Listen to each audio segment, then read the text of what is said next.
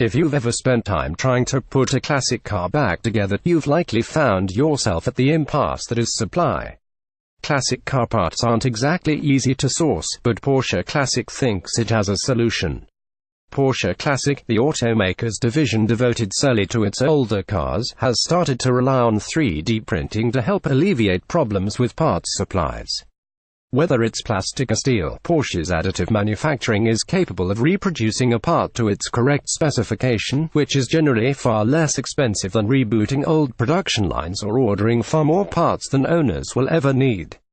It may not look all that important, but if you really need a mirror base for your 911 Speedster part number 91,173,122,100, you'll be happy Porsche is manufacturing it again. Porsche To create metal parts, Porsche uses a process called selective laser melting.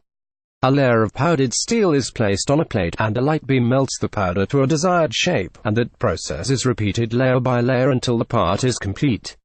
When it comes to plastic, Porsche uses selective laser sintering, which is not the same as the fused deposition modeling that you see in most desktop-based 3D printers. In this instance, a material is heated just below its melting point and a laser fuses that material together. It's a more expensive process than most at-home DIY 3D printing solutions, and the heating process makes it trickier for basic consumer use. Porsche Classic only 3D prints 9 different parts at the moment, like the 959's clutch release lever, for example, which is no longer being manufactured. But it's looking at another 20 parts to see if 3D printing is a feasible solution to mitigating supply issues.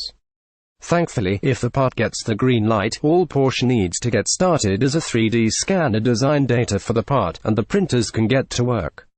2018 Porsche 911 Carrera GTS, the just right 911.